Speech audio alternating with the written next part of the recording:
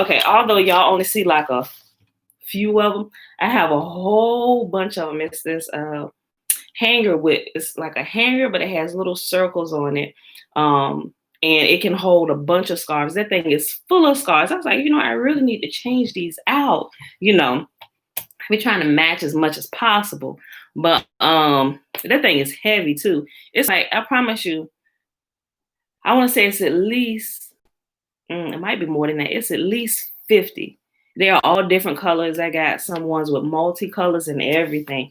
But some of them, I really ain't got nothing to match with it, So I was like, I probably need to go shopping for different shirts when I do my morning videos, and just wear some of these other different colors. I really like them. Every time I see them, Tiffany, I just get them.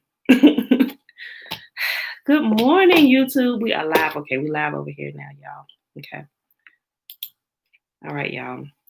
Yeah, whole chest, probably about 50 of them. Okay, yeah. Sorry, YouTube. We was talking about scarves and head wraps while we was trying to bring y'all on live today. Okay, let me go to my place here.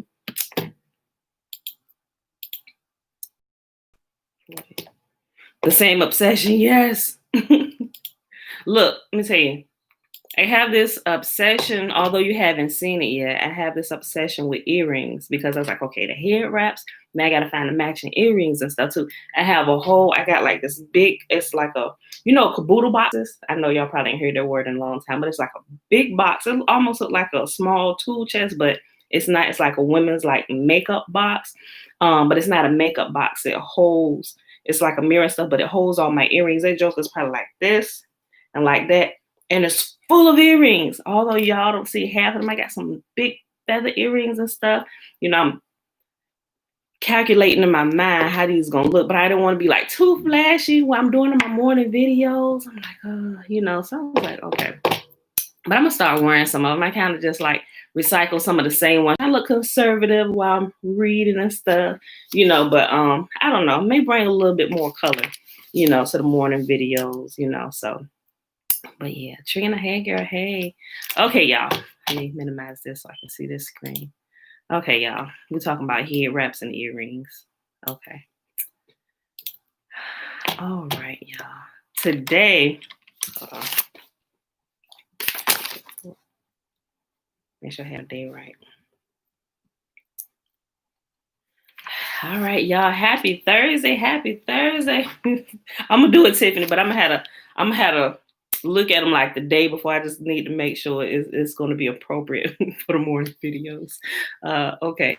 So today, y'all, it is Thursday, December the 3rd, 2020. It is day 14 of year 3 of reading through the books of the law and the prophets. And of the 3-year consecutive day count, it is day 684. All right, y'all. Today we're reading Genesis 40, 41, and 42. And the companion reading today is Jasher 44 and 46. We're going to skip 45 because 45 kind of, it didn't backtrack because Jasher is just one, but we already read about Tamar yesterday. Remember, Judah slept with her. He didn't realize it was her. And she was pissed with him because he didn't keep his promise. So as a token of his promise to, what was it? He said he was going to give her a goat for sleeping with him or whatever. She said, okay, what you going to give me, so I know that you're going to keep your promise. He said, well, what you want, so she took his walking stick. She was like, give me that walking stick, walking stick. So she took his walking stick, his, and it was a ring. And I believe it was a tassel or something like that. But he did try and keep his promise, but they couldn't find her because they thought she was a harlot. So when he went back to take the goat, they said, we don't have any harlots here, no shrine prostitutes here. But then they found out Tamar was pregnant, and Judah himself said, bring her out here. She deserves death. But before she went out there, take this message to Judah. I am pregnant by the man who these things belong. And she gave them 3 things and sent it, and Judah immediately recognized, oh snap. And he realized what he had done. He realized the shrine prostitute had actually been his daughter-in-law that he slept with. She kept her face veiled.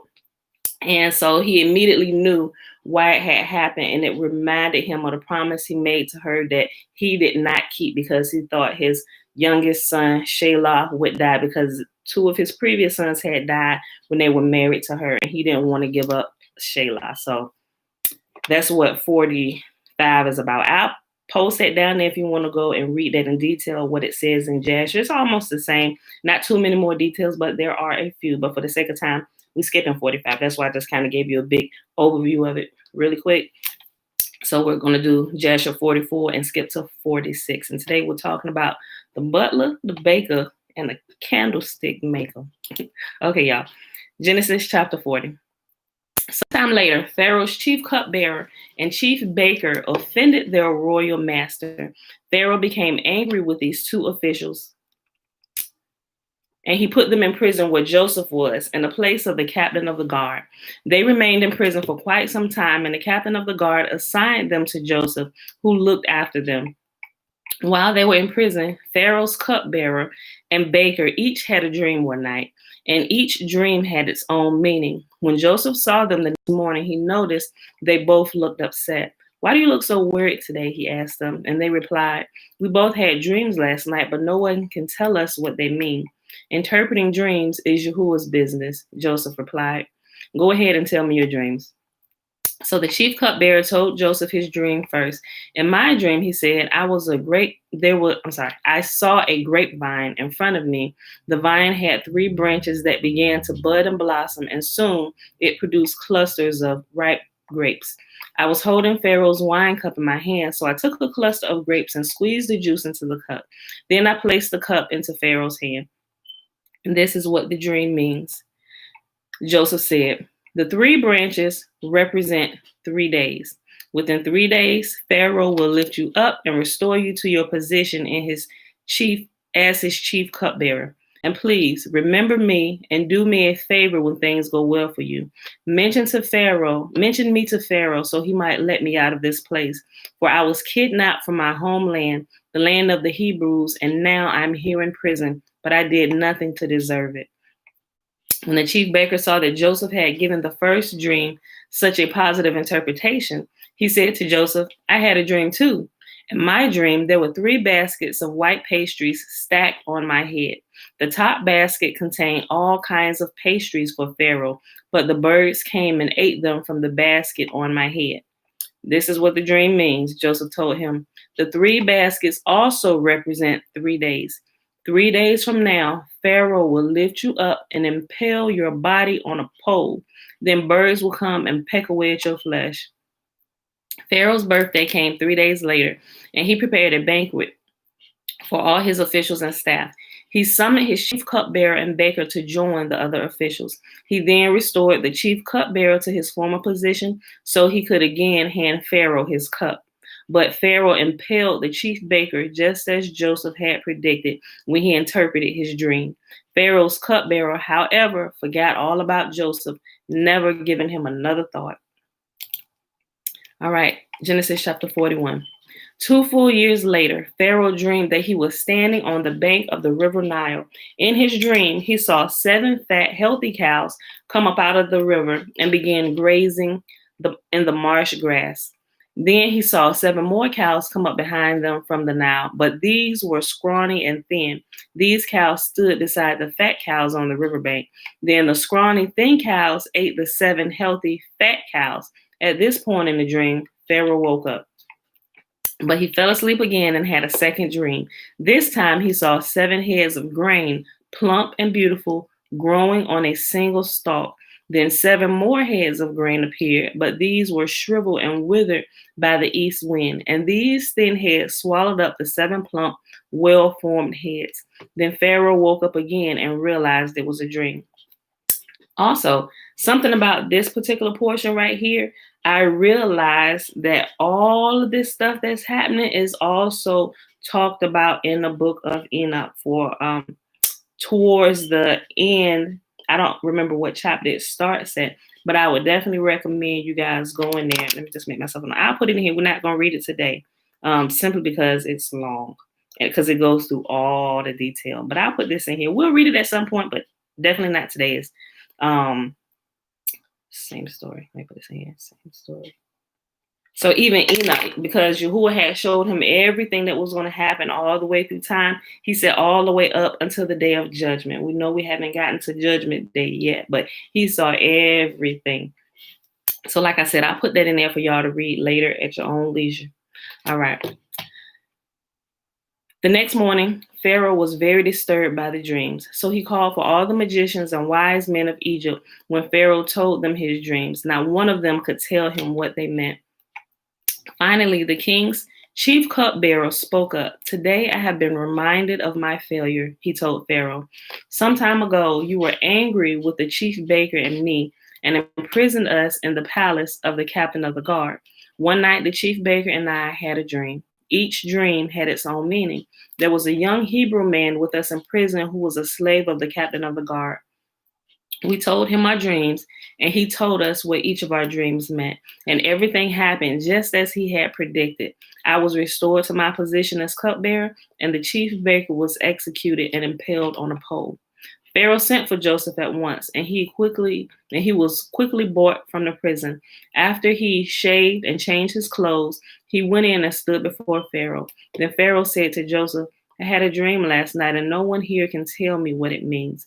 But I have heard that when you hear about a dream, you can interpret it.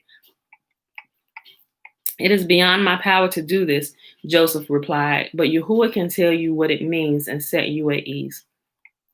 So Pharaoh told Joseph his dream. In my dream, he said, I was standing on the bank of the Nile River, and I saw 7 fat, healthy cows come up out of the river and begin grazing in the marsh grass. Then I saw 7 sick-looking cows, scrawny and thin, come up after them. I've never seen such sorry-looking animals in all the land of Egypt. These thin, scrawny cows ate the 7 fat cows. But afterward, you wouldn't have known it, for they were still as thin and scrawny as before. Then I woke up. In my dream, I also saw 7 heads of grain, full and beautiful, growing on a single stalk. The 7 more heads of grain appeared, but these were blighted, shriveled, and withered by the east wind. And the shriveled heads swallowed the 7 healthy heads. I told these dreams to the musicians, but no one could tell me what they meant.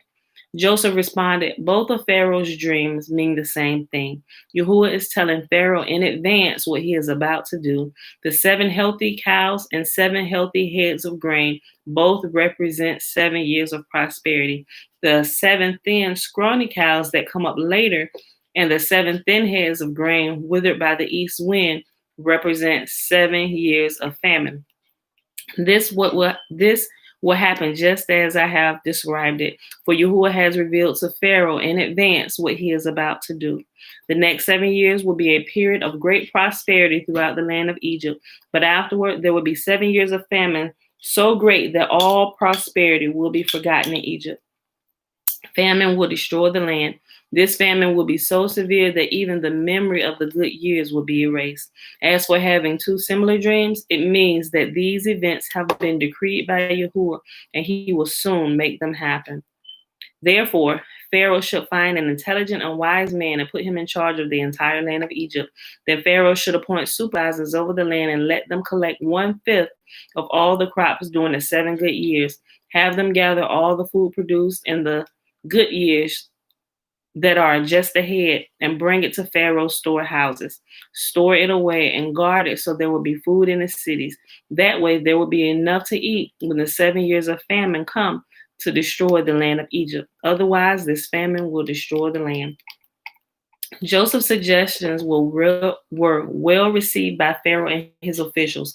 So Pharaoh asked his officials, can we find anyone like this? Can we find anyone else like this man so obviously filled with the spirit of Yah? Then Pharaoh said to Joseph, since Yahuwah has revealed the meaning of the dreams to you, clearly no one else is as intelligent or as wise as you are. You will be in charge. You will be in charge of my court, and all my people will take orders from you. Only I, sitting on my throne, will have a rank higher than yours. Pharaoh said to Joseph, I hereby put you in charge of the entire land of Egypt. Then Pharaoh removed his signet ring from his hand and placed it on Joseph's finger. He dressed him in fine clothing and hung a gold chain around his neck. Pause. Now let me just point out Good morning, peace and blessings, Aliyah. Have y'all noticed the progression of Joseph's growth and rulership? First, he was ruling over Pharaoh's house for a period of time.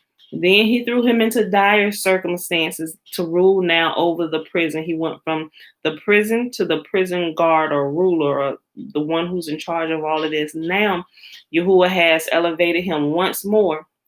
Now, from ruling over the prison, now to being the ruler of the entire land of Egypt. Okay, I just want to point that out. Y'all knew that, but I just want to point it out for maybe someone that didn't know or hadn't been paying attention. Pharaoh said to Joseph, I hereby put you in charge of the entire land of Egypt. Then Pharaoh removed his signet ring from his hand and placed it on Joseph's finger. He dressed him in fine linen clothing and hung a gold chain around his neck. Then he had Joseph ride in the chariot reserved for his second in command. And whenever Joseph went, the command was shouted, kneel down. So Pharaoh put Joseph in charge of all of Egypt. And Pharaoh said to him, I am Pharaoh, but no one will lift a hand or foot in the entire land of Egypt without your approval. Then Pharaoh gave Joseph a new Egyptian name, Zephanath Paneah. He also gave him a wife whose name was Asenath. She was the daughter of Potiphar, the priest of On. So Joseph took charge of the entire land of Egypt.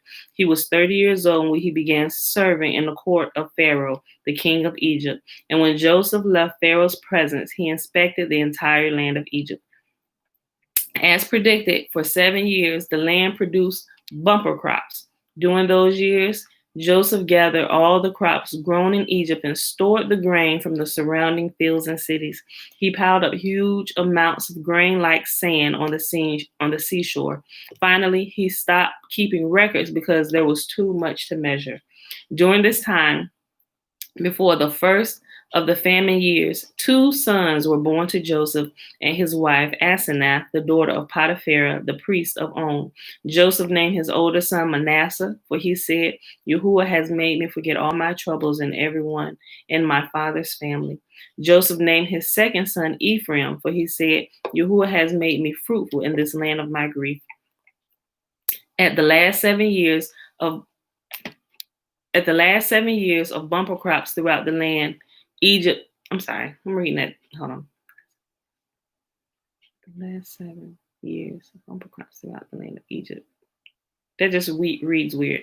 Okay. At last, they should have had a comma here. That's why I'm messing it up. At last, the 7 years of bumper crops throughout the land of Egypt came to an end. The first 2 words threw me off without the comma. I'm sorry. And then the 7 years of famine began, just as Joseph had predicted. The famine also struck all the surrounding cities, but throughout the land of Egypt, there was plenty of food. Eventually, however, the famine spread throughout the land of Egypt as well. And when the people cried out to Pharaoh for food, he told them, go to Joseph and do whatever he tells you. So with severe famine everywhere, Joseph opened up the storehouses and distributed the grain to the Egyptians, for the famine was severe throughout the land of Egypt. And the people from all around came to Egypt to buy grain from Joseph because the famine was severe throughout the world. All right, y'all. Genesis 42, then we're going to go ahead and hop over to Jasher 44. When Jacob heard that grain was available in Egypt, he said to his sons, why are you standing around looking at one another? I have heard there is grain in Egypt. Go down there and buy enough grain to keep us alive. Otherwise, we'll die. So Joseph's 10 older brothers went down to Egypt to buy grain, but Jacob wouldn't let Joseph's younger brother Benjamin go with them for fear some harm might come to him. So Jacob's sons arrived in Egypt along with the others to buy food, for the famine was in Canaan as well. Since Joseph was governor of all Egypt and in charge of selling grain to all people, it was to him that his brothers came. When they arrived, they bowed before him with their faces to the ground. Let me say something as well. Let me stop. Remember, I'm at verse 7. Okay. We clearly know all of this is orchestrated by Yah, right? So at times I would wonder, you ever wonder how, okay, well, Yah, I know you speak to me. Why didn't you tell me about this? Or did you tell me and maybe I wasn't listening? You know, we all have those thoughts sometimes where, okay, did I miss instruction from you somewhere? How could this happen? And I thought about this same thing with this famine. Okay, we clearly know, Jacob, his father, hears from Yah, right? And it was like, why didn't you tell him ahead of time what was about to happen to his son? And then with Yah revealing his dream to Pharaoh, why didn't you let Jacob and them know that it was coming so they could also begin to store up? Clearly, they were your chosen. We know Joseph is your chosen too, but why didn't you let them know? Then I just pause and begin to think about everything. Remember how everything works together. So Yahuwah did not tell Jacob. I mean, he could have. It doesn't tell us that he did, because I'm sure if Yahuwah had told Jacob, he would probably have begun to store up in the land where they're at, even in Canaan or whatever, and he would have listened, right? But I'm almost sure he purposely didn't, in order to reunite the brothers, right? And to get all of the posterity of Jacob out from where they were at, to get them into the land of Egypt for a period of time. Okay, that was just my thoughts, y'all. I just wanted to say that, right? So sometimes Yahuwah purposely doesn't reveal some things to us because he's going to reveal it to us later, and we'll see later how all these things will work together. Because sometimes we're just not able to take in the information that he could reveal to us now. Some of us are just not ready for some of the information, not until later, to where we can see, oh, I see how this worked in our favor, So I just wanted to bring that out. If you guys ever wondered about some things, Yahuwah knows all. He knows the end from the beginning, So some things where it may seem, did you hear me? Why is this happening? First of all, run a check through your life. Consider your ways. Okay, have we sinned somewhere? When you realize that's not, okay, Yahuwah must be working behind the scenes for some other thing. We're going to be patient and we're going to continue to trust him for whatever that is. But we know whatever it is for our good in the end. So we're going to be patient. We're going to trust y'all. Okay, I just wanted to say that, y'all.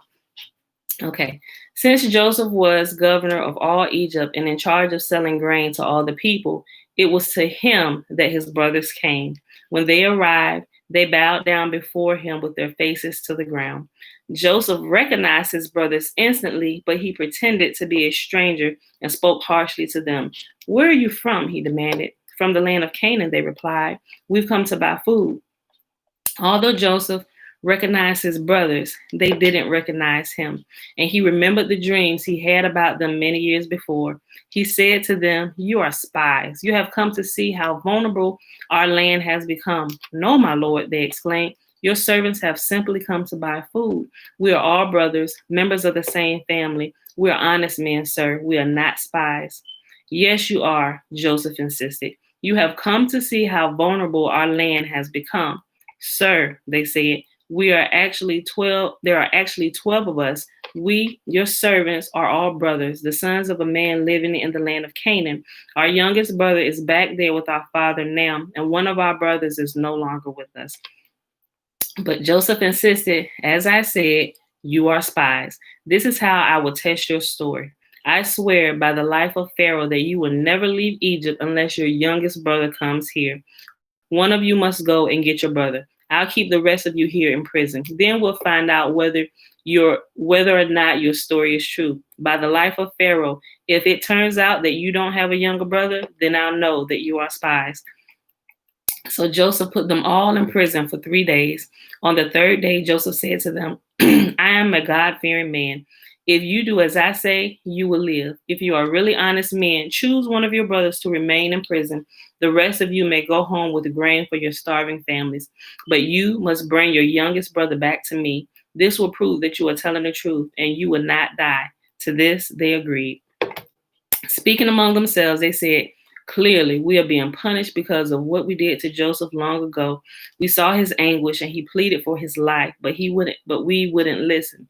This is why we're in trouble." Now, we would not have known. Listen to what they just said. It says in here, we saw his anguish when he pleaded for his life, but we wouldn't listen. That's why we're in this trouble. Remember, reading in Genesis, we didn't see that part. They didn't put that part in. We only found that out when we went to Jasher and read in Jasher, where it told us Joseph was constantly crying out to his brothers and asking them to pull him out of the pit, right? All right. So I want to bring out points to you to show you where the books They go together and they jive because some people's like they still believe that it's only this book that we should be reading. Remember, it wasn't this book that Yahuwah gave us. You remember the early church fathers during the time of Constantine, they were the ones who decided to take letters and scrolls and combine them into one book. They canonized them and they picked and chose what they wanted to put in there and everything they didn't put in there. And they say, oh, this is only the inspired word of God or the inspired word of Yah. That's not true. That's not true. What they have in here was taken from the full manuscripts and full scrolls. And what we have here is a summary of everything that happened through the period of time, and everything that happened. You can't even fit it into this tiny book, but it's enough. It's enough to get anybody back to Yah who is truly searching for him, So, but as you grow and you read, you'll realize something is missing here. We don't see the full story, but you won't realize that unless you are constantly reading it and trying to put the pieces together. I mean, just read it. Like I said, people who are starting over, who come out of the indoctrination of the church, just start over at the beginning. Just read it through. Take everything that you've learned. Don't throw the baby out with the bathwater. Just take what you've learned, set it on the shelf for a second, and start reading over and let Yah teach you everything from the beginning. And as you do that, when you're listening to nobody else's voice except for Yah, then he begins to open your eyes to things that have been sitting right there in plain sight the entire time. And that's how we realize, wait a minute, something is missing. This is not adding up. And then you realize, wait a minute, there's other scrolls, there's other books. They used to have the Apocrypha in here, then they took it out. Why did they do that? Even just with the Apocrypha, there is so much information inside the Apocrypha that would even help fill in the stories of what we have now, like I always say. But even when you read the Apocrypha, you realize there's still more books missing. And even the Bible references books in different places that have not been canonized along with this. So you start thinking and you start going looking for some of these books. And even in the books of the prophets in Isaiah and Jeremiah, they talk about the prophet Edo and all these other ones. Okay, what about Edo? Where is Edo at? So start going looking for those scrolls, and Yahuwah reveals more to us as we grow, but it's a process of learning and a process of detoxification. All right. Speaking among themselves, they said, clearly, we're being punished because of what we did to Joseph long ago. We saw his anguish when he pleaded for his life, but we wouldn't listen. That's why we're in this trouble. Didn't I tell you not to sin against the boy? Reuben asked, but you wouldn't listen. And now we have to answer for his blood. Of course, they didn't know that Joseph understood them, for he had been speaking to them through an interpreter. Now he turned away from them and began to weep. When he regained his composure, he spoke to them again. Then he chose Simeon from among them and had him tied up right before their eyes. And then Joseph ordered his servants to fill the men's sacks with grain, but he also gave secret instructions to return each brother's payment at the top of his sack. He also gave them supplies for their journey home. So the brothers loaded their donkeys with the grain and headed for home. But when they stopped in the night and one of them opened his sack to get grain for his donkey, he found his money in the top of his sack. Look, he exclaimed to his brothers, my money has been returned. It's here in my sack. Their hearts sank. Trembling, they said to each other, what has Yah done to us? When the brothers came to their father Jacob in the land of Canaan, they told him everything that had happened to them. The man who was governor of the land spoke very harshly to us, they told him. He accused us of being spies, scouting out the land. But we said we are honest men, not spies. We are 12 brothers, son of one father. One brother is no longer with us, and the youngest is at home with our father in the land of Canaan. This man who was governor of the land told us, this is how I will find out if you are honest men. Leave one of your brothers here with me and take grain for your starving families and go on home. But you must bring your youngest brother back to me. Then I will know you are honest men and not spies. Then I will give you back your brother and you may freely trade in the land. As they emptied out their sacks, there in each man's sack was the bag of money he had paid for the grain. The brothers and their father were terrified when they saw the bags of money. Jacob exclaimed, you are robbing me of my children. Joseph is gone. Simeon is gone. And now you want to take Benjamin too? Everything is going against me. Then Reuben said to his father, you may kill my two sons if I don't bring Benjamin back to you. I'll be responsible for him, and I promise to bring him back. First of all, how you going to offer up your children, bro? Why not offer your own life? I'm like, sometimes I think about some of the things they say. I'm like, and if I would have been sitting right there listening to this, we would have been like, wait, what did he just say? Hold on. Do we have any kind of say in this? But, I'm going to keep reading. Then Reuben said to his father, you may kill my two sons if I don't bring Benjamin back to you. I'll be responsible for him, and I promise to bring him back. But Jacob replied, my son will not go down with you. His brother Joseph is dead, and he is all I have left. If anything should happen to him on your journey, you will send this grieving, white-haired man to his grave. Okay, y'all. Let's go ahead and hop. Let me grab this. Hop right on over here to Jasher 44. Starting Jasher 44, it's going to backtrack just a little bit, but it's with the reading today. And it's going to give us some detail about Pharaoh's scandalous wife and what she did to Joseph. So it's gonna give a lot of details on how she was hard up for this man. I'm telling y'all. Okay. 44.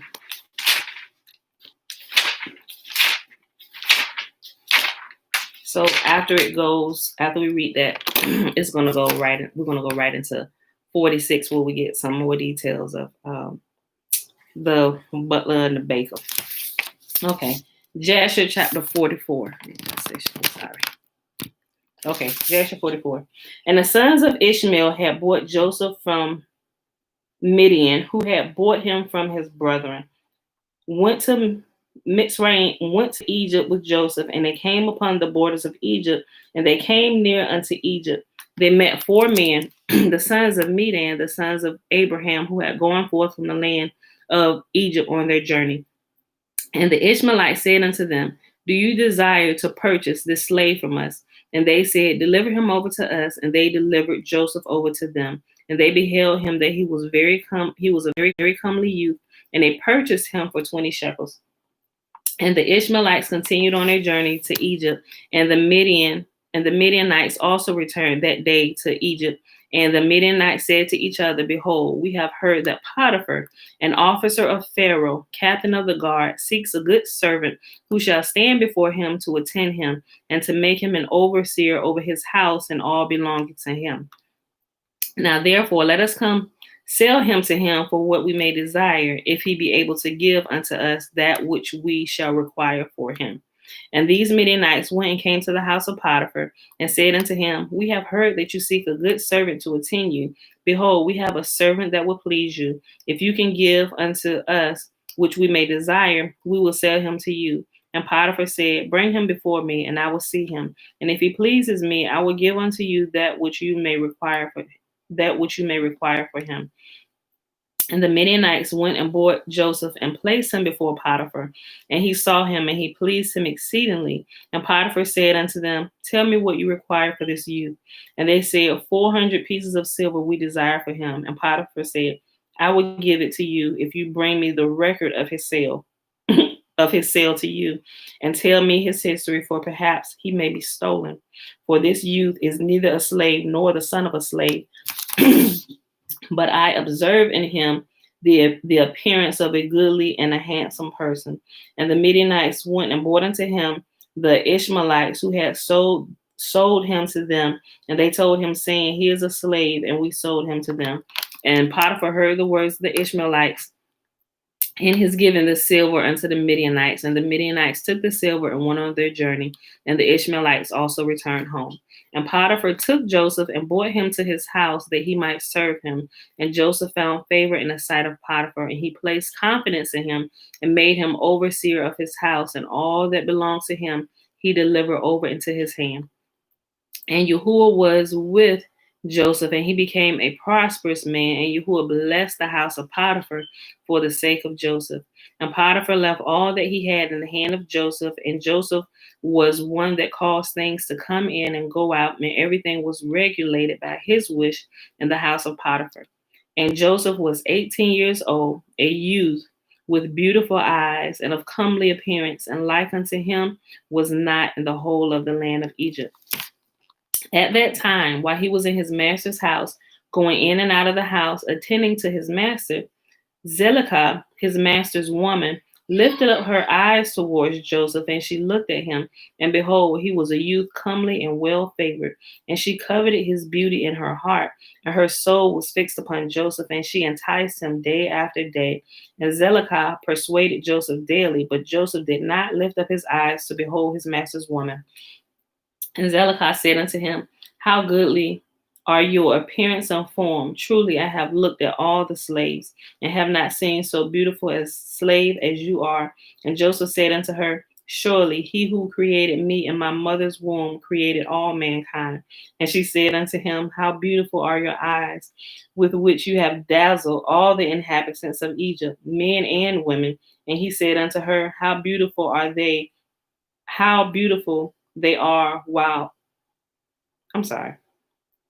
how beautiful they are while we are alive. But should you behold them in Sheol, surely you would move away from them. Remember, Sheol, you will hear it in some versions, Sheol is hell, but also remember, hell is not like fire burning as it's taught. When it's talking about Sheol here, it's talking about hell or the grave, right? So Sheol, hell, and the grave is the same thing when we read it about it in the context coming from the Old Testament. So when you see it there, it means the grave, 6 feet deep, or you're sleeping with the fathers. You're no longer in your fleshly form here on the earth. You're dead, dead. All right, so remember that, just in case you didn't know. I'll read that again. How beautiful they are while we are alive, but should you behold them in Sheol, surely you would move away from them. And she said unto him, how beautiful and pleasing are all your words. Take now, I pray you, the harp which is in the house, and play with your hands, and let us hear your words. And he said unto her, how beautiful and pleasing are my words when I speak the praise of my God and his glory. And she said unto him, how very beautiful is the hair of your head. Behold, the golden comb which is in the house. Take it, I pray you, and curl the hair of your head. And he said unto her, how long will you speak these words? Cease to utter these words to me, and rise and attend to your domestic affairs. She's like, woman, get out of here. What? Go. Your husband know you in here. Like every time she complimented him, he took that compliment and pushed it right to Yah, and he everything he deflected from her, and he got sick of her. He like, look, woman, get out of here. Don't you got business? Go attend to your daily affairs. Okay. I'll read it again. And he said unto her, how long will you speak these words? Cease to utter these words to me, and rise and attend to your domestic affairs. It's really funny. And she said unto him, there is no one in my house, and there is nothing to attend to but to your words and to your wish. Yet withstanding all this, she could not bring Joseph unto her. Neither did he place his eye on her, but directed his eyes below the ground.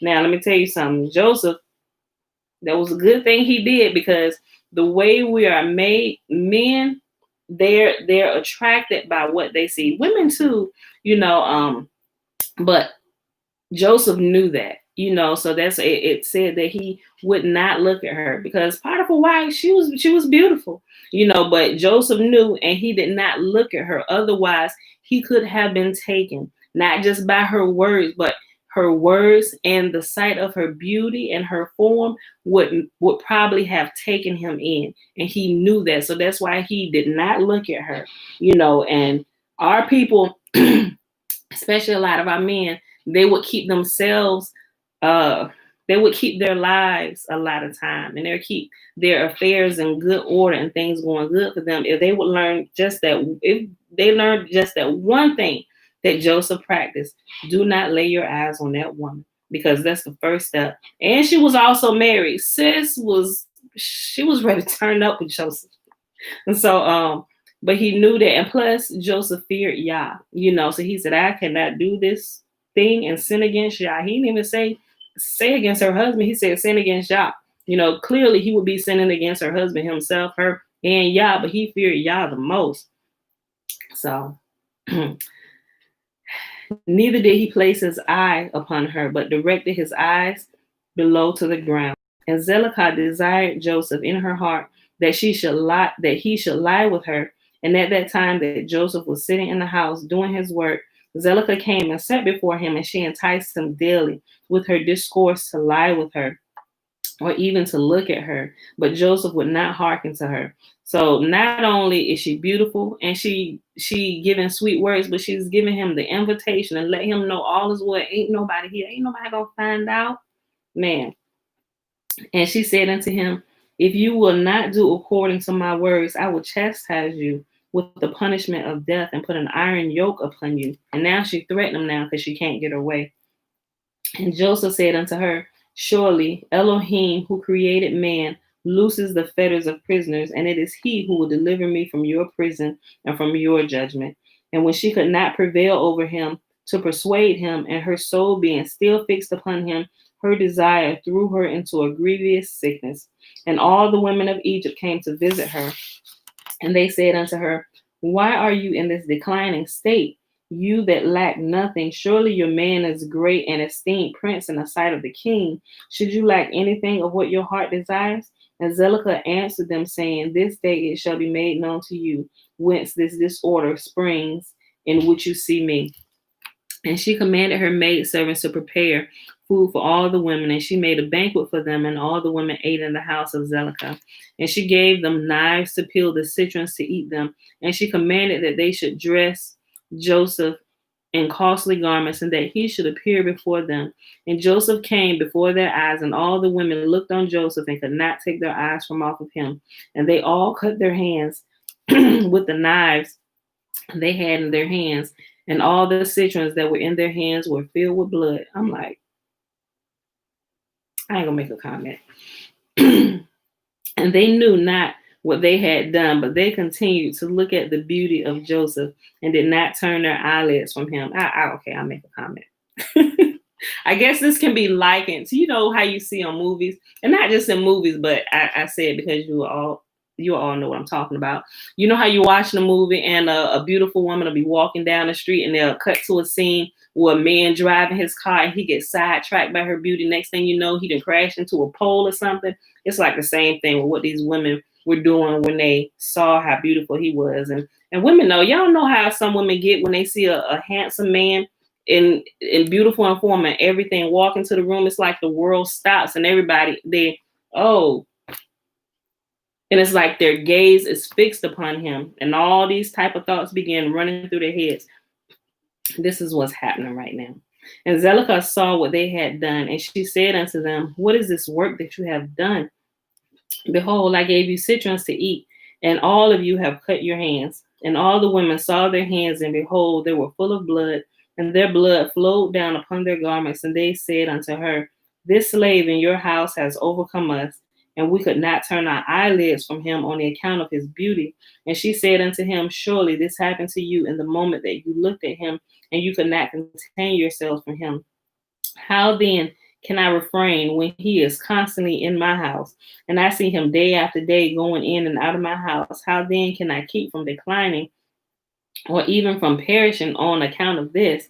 And they said unto her, the words are true, for who can see this beautiful form in the house and refrain from him? And is he not your slave and attendant in your house? Why do you not tell him that which is in your heart and suffer your soul to perish through this matter? I'm like, sis, and the women that's there, they're like, look, sis, we see what you're talking about. Go ahead. He in your house, he your slave. Why can't you? I'm like, first of all, don't all y'all know that I'm married? Like, these women ain't no help. Yes, Joseph was fine. He was a fine looking specimen.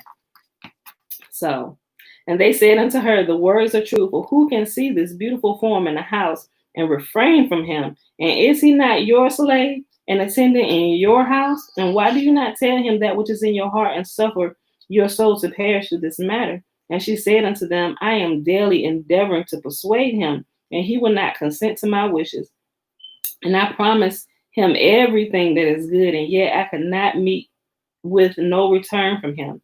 And I am therefore in a declining state, as you see. And Zelicah became very ill on the account of her desire toward Joseph, and she was desperately lovesick on the account of him.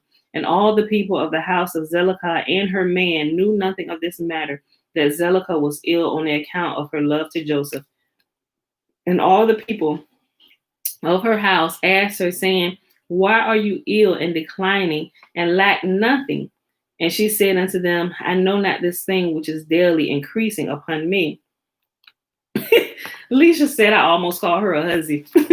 You should have. She was. Whew. Okay. And all the women and her friends came daily to see her, and they spoke with her. And she said unto them, This can only be through the love of Joseph. And they said unto her, Entice him and seize him secretly. Perhaps he may hearken to you and put off this death from you. And Zelicah became worse from her love to Joseph, and she continued to decline till she had scarce strength to stand. I'm like, sis got it bad. I'm like, look, he told you go on about your life, and he didn't even tell your husband, sis, you can keep your life, you can keep your kingdom. Get yourself together, go ahead, get on out of here. Just don't be in the house when he's in the house. Or she need to talk to her husband. Look, can you put some women slaves or something here to take care of this? Or you need to go out and do something in the field with the maidens in the city or something. And on a certain day, Joseph was doing his master's work in the house. Zelicah came secretly and fell suddenly upon him. And Joseph rose up against her, and he was more powerful than she, and he brought her down to the ground. And Zelicah wept on the account of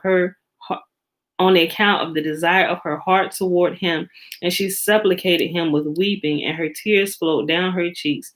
And she spoke unto him in a voice of supplication and bitterness of soul, saying, Have you ever heard or seen or known of so beautiful a woman as I am, or better than myself, who speak unto you daily, fall into a decline through love for you, confer all this honor upon you, and you still will not hearken to my voice? And if it be through fear, and if it be through fear of your master, lest he punish you, as the king lives, no harm shall come to you from your master through this thing. Now therefore pray, listen to me, and consent for the sake of the honor which I have conferred upon you, and put off this death from me. Why should I die for your sake? And she ceased to speak. Like she is begging this man to have sex with her. And what was probably getting her is because it said she was beautiful in form and everything. She had everything. Like she lacked nothing. And she probably wasn't used to rejection. Like probably no one had ever rejected her in her life. And that's what made sis sick. And she just can't understand. That's what she's saying. Have you ever seen somebody as beautiful as me in form and everything? I got everything, and I'm offering to give you all these gifts. Yeah, she was just going to try and take it. Joseph was more powerful than her. Even some men that get to that point, when women come in, they actually just try and take it, because there are some forceful, powerful women that will do that. Men will, they're trying to keep their job or whatever. Then they get cornered in the office or something and let it go. They throw themselves on, trying to rip his pants open or whatever. And some men at that point, they no longer have the strength to stand, and they just kind of give into it, But even at this point, she about there ripping this man's clothes off. And he's like, look, I'm going to run out of here naked if I need to. And that's what happened. Listen. And Joseph answered her, saying, Refrain from me and leave this matter to my master. Like, look, stop trying to have sex with me. Go have sex with your man, your husband. Leave this matter to my master.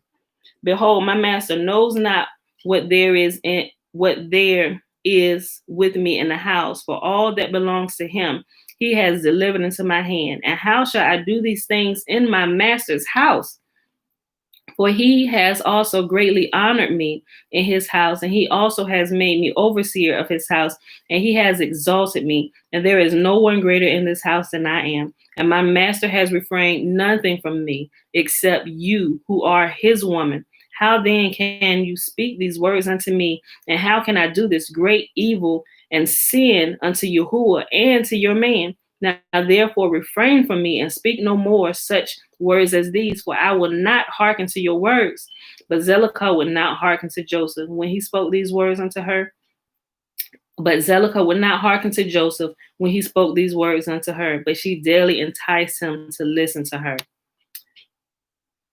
That was a spirit of lust, not love. The evil spirit was trying to defeat Joseph, but he knew the Most High's law that says it's forbidden to lust after someone else's woman. You're right. That's right.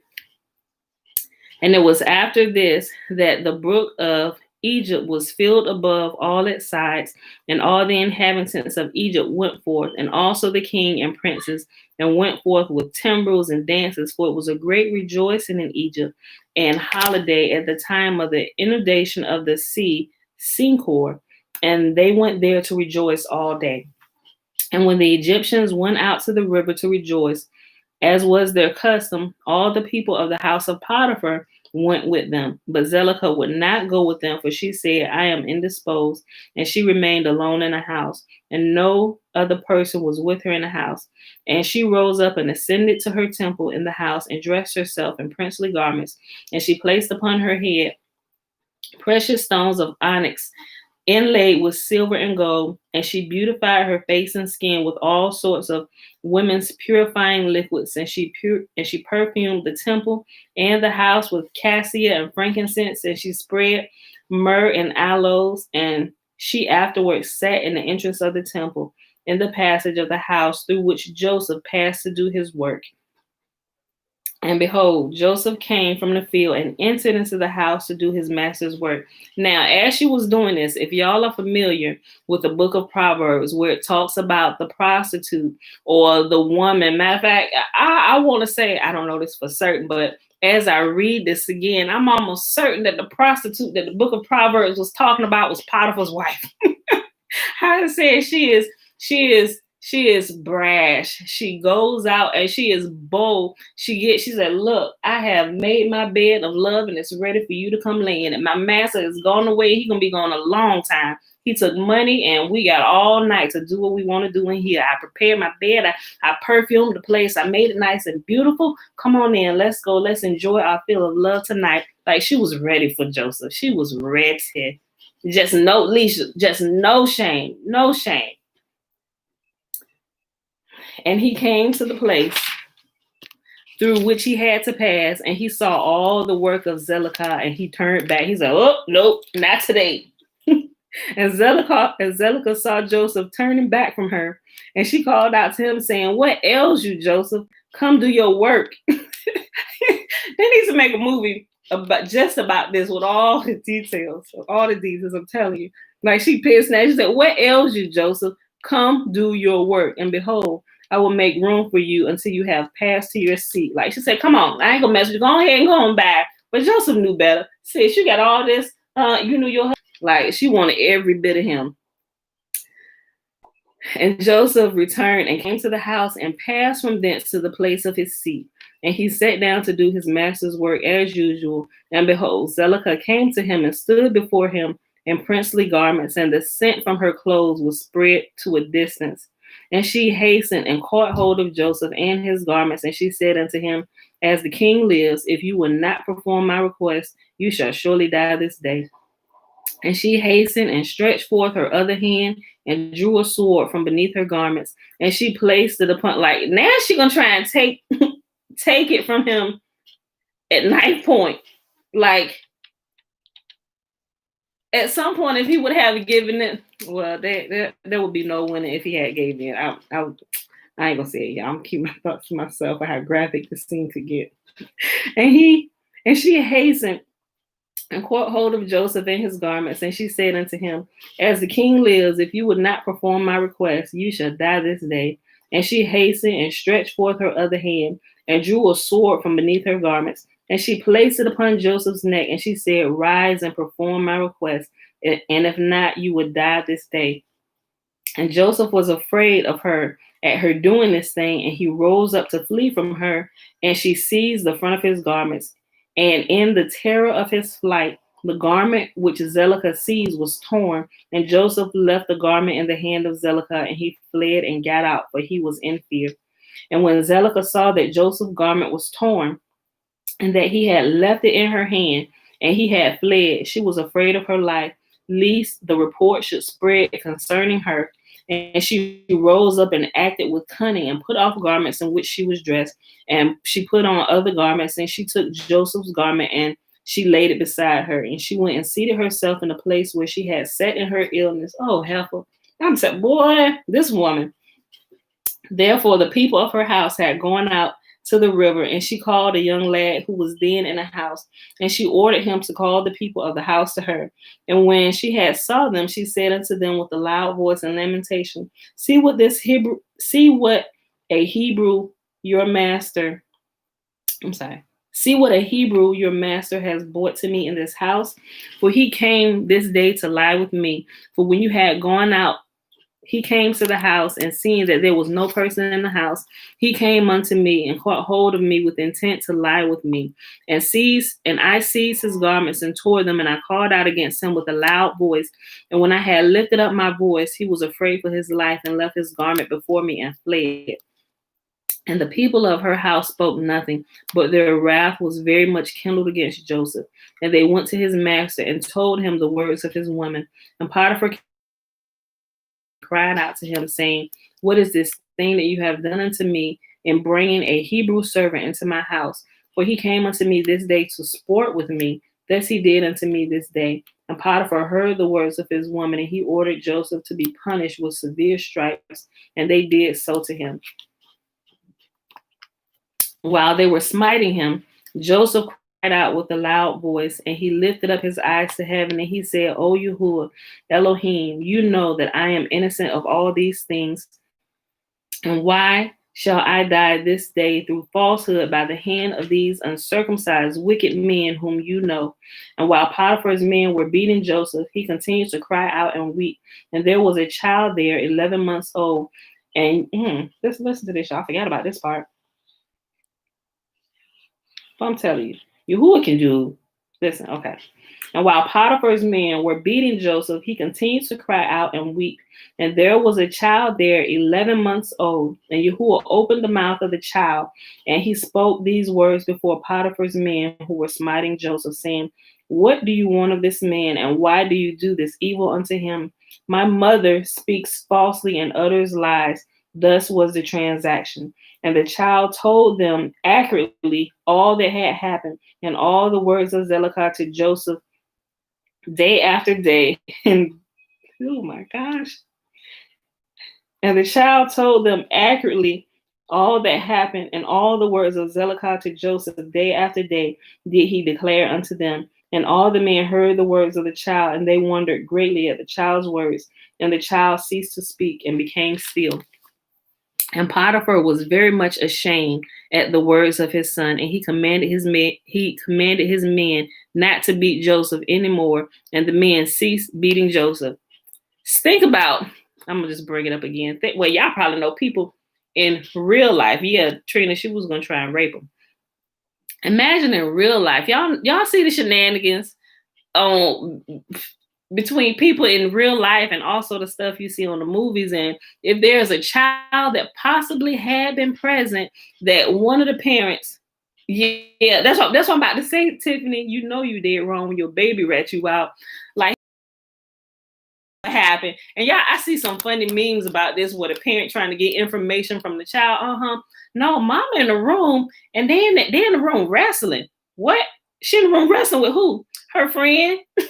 And stuff like that. This is what was happening. Although they didn't ask this child, Yahuwah, the spirit of Yah came upon this baby, and he began to speak and tell him what happened. He pretty much said, listen, daddy, stop beating this man. He innocent. Everything he said was true. Mama's lying. She been trying to sleep with this man ever since she laid eyes on him. She even tried to rape him. She pulled a knife on him. Baby ratting her out. 11 months old, and the baby done spoken told. You right, Leisha? Man, okay. And Potiphar was very much ashamed at the words of his son, and he commanded his men not to beat Joseph anymore. And the men ceased beating Joseph. If they ain't put nothing else in the canonized book in Genesis, they should have left the details of this in here. I'm telling you, man. And Potiphar took Joseph and ordered him to be brought to justice before the priests, who were judges belonging to the king, in order to judge him concerning this affair. And Potiphar and Joseph came before the priests, who were the king's judges, and he said unto them, decide, I pray you, what judgment is due to a servant, for thus he has done. And the priest said unto Joseph, Why did you do this thing to your master? And Joseph answered them, saying, Not so, my lords. Thus was the matter. And Potiphar said unto Joseph, Surely I entrusted in your hands all that belonged to me, and I withheld nothing from you but my woman. How could you do this evil? And Joseph answered, saying, Not so, my lord. As Yahuwah lives, and as your soul lives, my lord, the word which you did hear from your woman is untrue. For thus was the affair this day. A year has elapsed to me since I have been in your house. Have you seen any iniquity in me, or anything which might cause you to demand my life?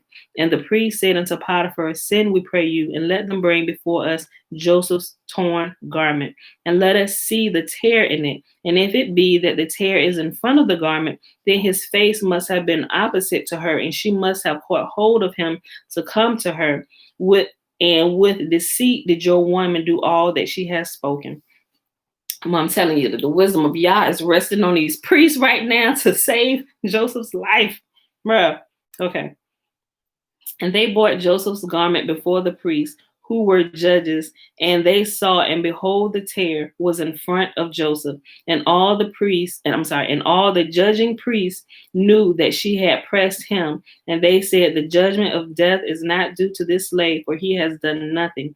But his judgment is that he be placed in the prison house on account of the report which through him has gone forth against your woman. And Potiphar heard their words, and he placed him in the prison house, the place where the king's prisoners are confined. And Joseph was in the house of confinement 12 years. I would have been like, y'all need to put this heifer in jail. And those are kind words, though. And notwithstanding this, his master's woman did not turn from him, and she did not cease speaking from him day after day to hearken to her. And at the end of 3 months, Zelicah continued going to Joseph to the house of confinement day by day, and she enticed him to hearken to her. And Zelicah said unto Joseph, How long will you remain in this house? But hearken now to my voice. And I'm sorry, I did the wrong voice. It was her. It was her. I was thinking it was Joseph talking. It was Zelicah talking to him. How long will you remain in this house? But hearken now to my voice, and I will bring you out of this house. And I'm like, you know what? Cameras, hidden security cameras, should have been invented back then, because she would not have been able to get away with this for as long as she did. I mean, even after this man was thrown in prison, this woman is still going down there to get him to sleep with her. And I'm like, and where are the prison guards? I'm like, guard, call your master. Or I would have told one of the guards, listen, you see when this woman come, listen, when y'all see her come again, I'm gonna need you to go in here, find a little hiding place. Matter of fact, let it be 3 of y'all. Let everything be confirmed in the mouth of 2 or 3 witnesses. The Potiphar trust you. Somebody needs to have a paper and a pen. Y'all need to be hiding in the cut. And I need y'all to record this, because this heifer won't let me loose. Okay. And Joseph answered her, saying, It is better for me to remain in this house than to hearken to your words, to sin against Yahuwah. That's right, Trina. No, I'll do my time. That's what he just said. It is better for me to remain in this house than to hearken to your words, to sin against Yahuwah. And she said unto him, If you will not perform my wish, I will pluck out your eyes, add fetters to your feet, and deliver you into the hands of them whom you did not know before. And Joseph answered her and said, Behold, the God of the whole earth is able to deliver me from all that you can do unto me. For he opens the eyes of the blind and loose those that are bound, and preserves all strangers who are unacquainted with the land. Boom. Everything you just said back in your face. And when Zelicah was unable to persuade Joseph to hearken to her, she left off going to entice him. And Joseph was still confined in the house of confinement.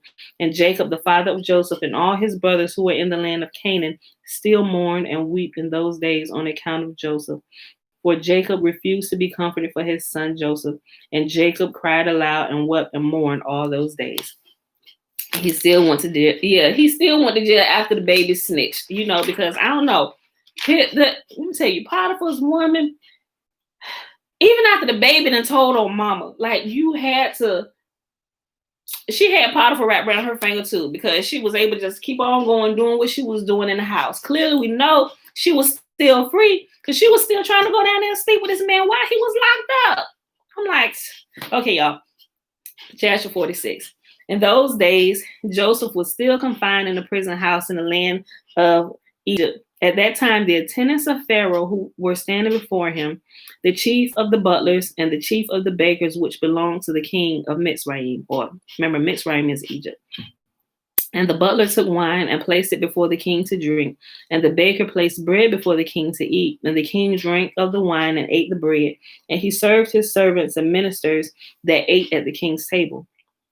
And while they were eating and drinking, the butler and the baker remained there. And Pharaoh's ministers found many flies in the wine which the butler had brought. And stones of nitrate were found in the baker's bread. And the captain of the guard placed Joseph as an attendant on Pharaoh's officers. And Pharaoh's officers were in confinement 1 year. I was always told it's us females that you have to watch. Shaking my head. You know what? Not all women, but yeah, some of these sisters y'all need to keep a close eye on some of these sisters, because some of these sisters have been the downfall of many, I'll just say many good men. But they got to a point where the enticement, it became too much for them. And some men, they're just like, you know what, to get you out of my face, I'm gonna go ahead and do this and go about my business, because think about it. We know the story. We know stuff that happened, especially if they got a family they got to care for. It's like, I'm going to lose my job, and how can I do this? But you have to be extremely strong. And you only get this extremely strong by staying in the presence of Yah and crying out to him to strengthen you when you're in situations like what Joseph was. Yeah, Alicia said, we all know what we be doing. I'm telling you, like, y'all got to, man. Let me finish reading this. I'll be talking all day about some of this stuff. Hold on. Let me finish reading. Okay. And the captain of the guard placed Joseph as an attendant on Pharaoh's officers. And Pharaoh's officers were in confinement 1 year. And at the end of the year, they both dreamed dreams in one night in the place of confinement where they were. And in the morning, Joseph came to them to attend upon them as usual. And when he saw them, he beheld their countenances were dejected and sad. And Joseph asked them, why are your countenances sad and dejected this day? And they said unto him, we dreamed a dream, and there is no one to interpret it. And Joseph said unto them, relate, I pray you, your dream unto me, and Yahuwah shall give you an answer of peace as you desire. And the butler related his dream unto Joseph, and he said, I saw in my dream, behold, a large vine was before me, and upon that vine I saw 3 branches, and the vine speedily blossomed and reached a great height, and its clusters were ripened and became grapes. And I took the grapes and pressed them in the cup, and placed it in Pharaoh's hand, and he drank it. And Joseph said unto him, the 3 branches that were upon the vine are 3 days. Yet within 3 days, the king will order you to be brought out, and he will restore you to your office, and you shall give the king his wine to drink as at first when you were his butler. But let me find favor in your sight, that you shall remember me to Pharaoh when it be well with you, and do kindness unto me, and get me brought forth from this prison. For I was stolen away from the land of Canaan, and was sold for a slave in this place. And also that which was told you concerning my master's woman is false, for they placed me in this dungeon for naught. And the butler answered Joseph, saying, if the king deal well with me as at the first, as you last interpreted to me, I will do all that you desire and get you brought out of this dungeon. And the baker, seeing that Joseph had accurately interpreted the butler's dream, also approached and related the whole of his dream to Joseph. And he said unto him, in my dream I saw and beheld 3 white baskets upon my head. And I looked, and behold, there were in the uppermost basket all manner of baked meats for Pharaoh. And behold, the birds were eating them from off my head. And Joseph said unto him, the 3 baskets which you did see are 3 days. Yet within 3 days Pharaoh will take off your head and hang you upon the tree. And the birds will eat your flesh from off of you as you saw in your dream, which is also impaled upon a tree, which Genesis says. In those days, the queen was about to be delivered, and upon that day she bore a son unto the king of Egypt, and they proclaimed that the king had gotten his firstborn son, and all the people of Mitzrayim or Egypt, together with the officers and servants of Pharaoh, rejoiced greatly. And upon the third day of his birth, Pharaoh made a feast for his officers and servants, for the host of the land of Sor and the land of Egypt, and all the people of Egypt and the servants of Pharaoh came to eat and drink with the king at the feast of his son, and rejoiced at the king's rejoicing. And all the officers of the king and his servants were rejoicing at that time for 8 days at the feast. And they made merry with all sorts of musical instruments and timbrels, and with dances in the king's house for 8 days. And the butler, whom Joseph had interpreted his dream, forgot Joseph, and he did not mention him to the king as he promised. For this thing was from Yahuwah, in order to punish Joseph because he had trusted in man. Mm, mm. And Joseph remained after this in the prison house 2 years until he completed 12 years. Now remember, and that's the end of the reading for today, but they also did not put this part in there. So all this time that Joseph was getting in trouble, he always cried out to Yah, and Yah always answered him and sent him the help he needed. But this particular time, he told the butler, he said, listen, when you go in there, tell the king about me. Come and get me out of this place. Everything you heard about me was a lie. I didn't do this. He said, okay, when I go, I'll make sure I mention you. I won't forget you. But the butler never gave Joseph another thought. And it says right here, and I read it again. I just read 19 and 20, the last two verses again. Listen, pay attention, y'all. Pay attention. Because this still happens today with a lot of us, where we begin to put our trust in men and not Yahuwah alone. Everybody has to learn this. And the butler, to whom Joseph had interpreted his dream, forgot Joseph, and he did not mention him to the king as he had promised. For this thing was from Yahuwah, in order to punish Joseph because he had trusted in man.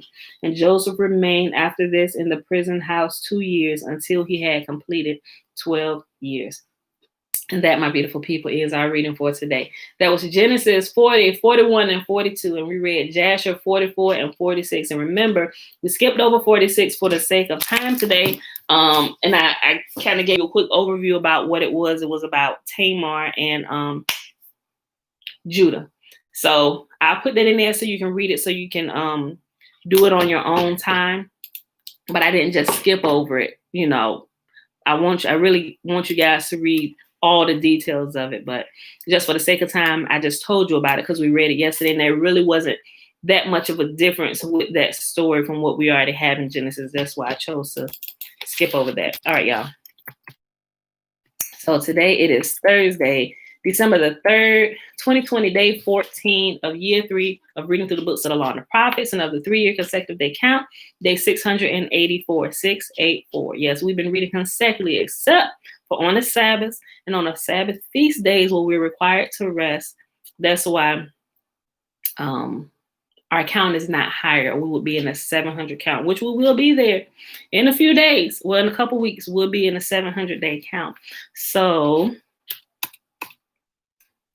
we try and keep to y'all's word as much as possible. Practice it any way we can. We find out we're doing something wrong, we adjust it immediately, to be as close to keeping Yahuwah's commands as he commands us. And remember, Yahuwah's commands, like it says, they are not grievous. Yeah, I think people teach it wrong. That, you trying to put us under the law? Like, okay, tell me exactly what about Yahuwah's law is wrong, or about his law is hard to keep. Like, some of these same things that is in Yahuwah's law, the government, the states have put these same things in place. It's definitely telling you how, one, to keep your life, and just how to be a decent human being, to treat everybody fairly, don't break into nobody. That's what Yahuwah's law states, right? We look at the big 10, the 10 commandments. What about that is wrong? The first 4 commandments, not wrong, wrong, or what about that is hard to keep? If you're a person that, if you're an honorable person that is not out to harm people, and do what's right while you're living here in the land and live a quiet and peaceable life, you're going to automatically keep those. The first 4 is teaching us how to love Yah, and the last 6 is teaching us how to love our neighbor, and not to sin against them by lying on them, or lying period, or committing adultery, or stealing, or murdering, coveting your neighbor's stuff, all those things. everybody should be able to keep those, So it kind of throws people off when you say that sometimes simply because of the misteachings of Yahuwah's law. They teach it in a way where it's like, oh, nobody can keep that. And really what they're talking about, they're trying to play on you with words, but they're really talking about like the sacrifices. Because if you try and tell them, wait a minute, hold on, ain't nothing about Yahuwah's law hard to keep. Nothing about his instructions on being a good, decent human being and doing what's right. Nothing about that is hard. Matter of fact, your own government, your city, your state, your laws, your school, wherever you go, they make you do those things. So there's punishment for you if you break those laws where you're harming others and harming their property, whatever. That's what it's about, y'all. But some people need nudgings to do what's right. Some people need reminders about what's the right thing to do, and that's why the law is there. It's there for the lawless. You think you'll do that? You might want to reconsider that, because if you do that, this is the consequence for doing that wrong thing. But nothing about Yahuwah's law, his instructions to us is grievous, is really not. And people, turn it down for a second, because we're about to end. And for people who doesn't know what Yahuwah's law says, they're the ones a lot of times arguing with you. Well, first of all, those who argue with you about Yahuwah's law, you can automatically tell that they have not read his law. They have not spent time just going through it, reading it word for word. Because nobody that goes through and read Yahuwah's law or his instructions word for word can say anything bad about it. Nothing. It keeps your life. It helps you keep your life. Matter of fact, it helps you to live an abundant life. When we actually started going back as a family doing this, I'm telling you, we have gotten to get more blessed now than we were before. I'm like, wait a minute. Why haven't we been taught this all along? Like, I hear y'all clearer in things. He's like, nope, don't do this. This is where you need to look. Like, instructions, they're so much more clear. And those of you guys who actually begin to go back and keep his laws and read through it and with a pure heart, y'all, I'm worshiping only you. You put away all other gods and all other names from out your mouth, and you worship the creator of heaven and earth alone, the same God whom Abraham, Isaac, and Jacob worship. When we worship him and him alone, things tend to start working out for us. And we begin this, this road of understanding truth. And, Yahuwah, things just become clearer for us. And, we can walk with confidence, and we can speak to him knowing that he hears us and that he's going to answer us, So, oh, you're welcome, Trina. She said, thank you, Pam, for doing this. I wake up every day excited about reading. Girl, me too. I really do. And I be listening to it all day long too. Okay, y'all. So, all right, let's go ahead and do the blessing, because the kids are up and we have to get started in our day. Remember, the blessing is found in Numbers chapter 6. The first 21 verses is the Nazarite vow. And the blessing is found in the last few verses, starting at 22, all the way to the end of the chapter of verse 27. 1, 2, 3, 4, 5, 6. It's 6 verses. Hold on. 1, 2, 3, 4, 5. It's 6 verses. It was getting jumbled to me. I'm sorry. It's 6 verses. The blessing is the last 6 verses of chapter 6. And Yahuwah spake unto Moses, saying, speak unto Aaron and unto his sons, saying, on this wise you shall bless the children of Israel, saying unto them, may Yahuwah bless us and keep us. May Yahuwah make his face to shine upon us and be gracious unto us. May Yahuwah lift up his countenance upon us and give us his peace. And they shall put my name upon the children of Israel, and I will bless them. All right, beautiful people. I love y'all, and I'll see y'all bright and early in the morning. Peace.